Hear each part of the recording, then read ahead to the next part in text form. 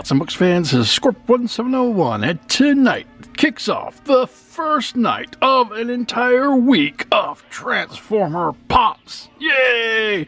And we are going to be starting this special week with Megatron, the diabolical leader of the Decepticons. So, jumping right in and taking a look at the box, you can see it says Pop Retro Toys Transformers number 24. You can see Megatron looking all evil right there. Megatron, he's a vinyl figure, Figure del Vanille, and all these warnings. You can see him in there looking all angry. On this side of the box, Pop Retro Toys Megatron number 24, and you can see his head sticking up there.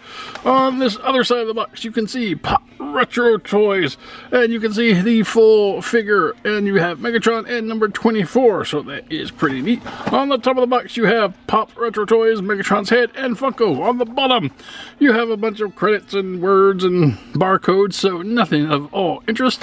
And on the back of the box, you can see all the Pops in this line, and a new cool little space battle where you have, looks like Minosaur fighting Superion, and a lot of cool stuff in there. And then you have Pop Retro Toys, and you have Megatron, and you have Transformers and the Decepticon logo and purpley font.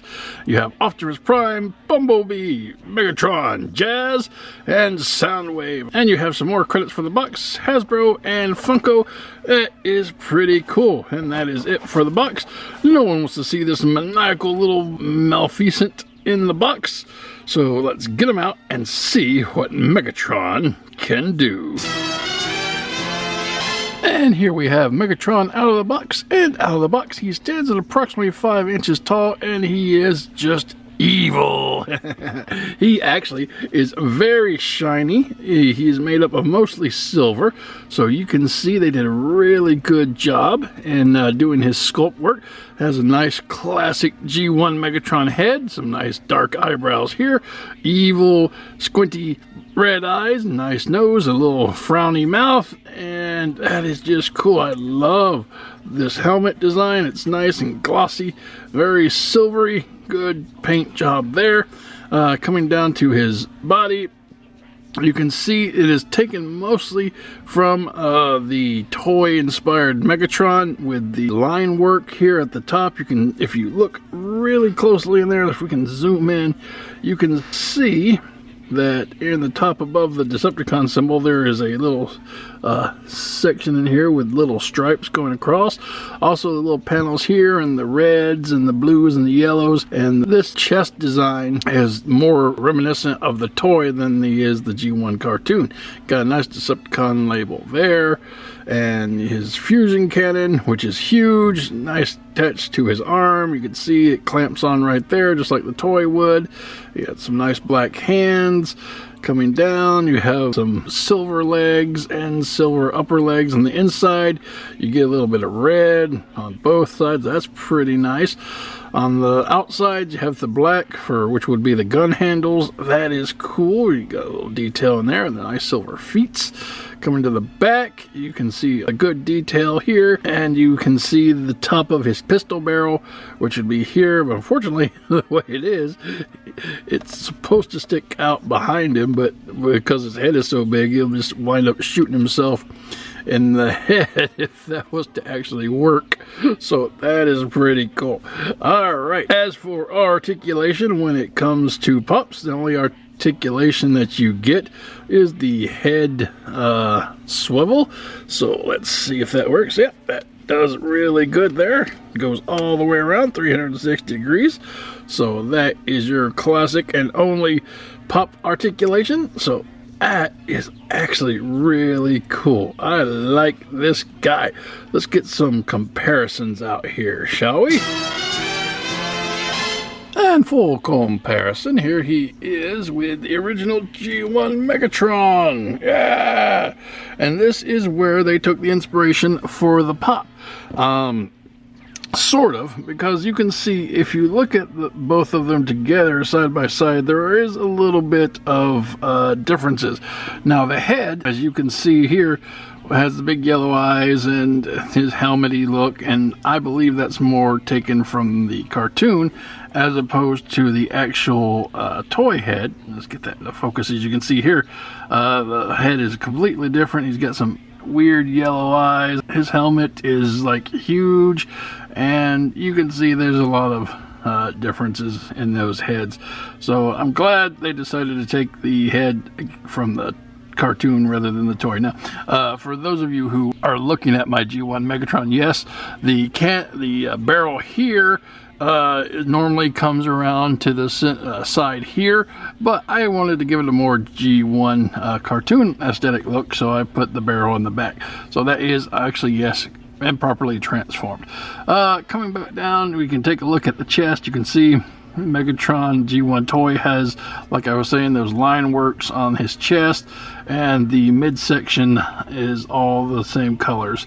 So as we can go down here, you can go back and see that the lines up there and the midsection is exactly the same type of colors. And as far as the legs, they didn't really have a place to put these like side pieces on the pop, but the best they could do is get the reds on the insides and the blacks on the outsides, as you can see on both sides here. So that is pretty neat. And if you look at the gun hand, the fusion cannon hand, it has this big black panel here, just like it has on the pop. So I don't know, I could have lived without that, but that just akins it more towards the toy than the actual cartoon. So anyway, there is your comparison of the Megatron pop with the G1 Megatron toy. Alright, moving on. And for some other pop comparisons, here he is with John McClane. Hey, metal dude, away from me, human scum. Oh, okay. All right, and so we have Bumblebee. Hey, Megatron, start picking on someone your own size. Well, who would that be, worm? Not me. And finally, here we have Megatron with his nemesis, Optimus Prime. Try picking on me, Megatron Prime. Okay. I really have to quit doing that. These pops just get out of control. They get out of control. And yeah, that's your comparison. I'll bring Prime back out here so you can actually get a good look at him. So yeah, there you go. I like these. These are two great looking pops, and I love it, even though they are mostly toy inspired based on their bodies and not really cartoon inspired, but still looks really good. All right, moving on. And this has been the Funko Pop Retro Toys Megatron. I think they did a really good job with him, kind of mixing the toy and the cartoon, because that head is so much cartoon that's not even funny, and the body is really nice, so you can't really tell. And I think they just came up with a really good design to kind of mix both the cartoon and the toy. So I'm happy with him. He's evil. He's got angry red eyes, and if you like these Transformer pops, you're going to have Megatron in your collection. So he's available right now for about $10 to $12 wherever pops are sold.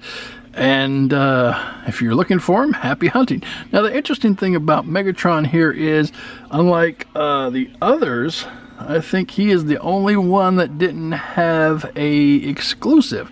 You know, Prime had the Amazon exclusive, Bumblebee had a Target exclusive, Soundwave had a GameStop exclusive. Well, I think Jazz didn't have an exclusive. But so it seems like Megatron should have had an exclusive since he's the leader and all. But hey, I don't make these toys, I just review them. And speaking of, that's the review, guys. I hope you enjoyed it.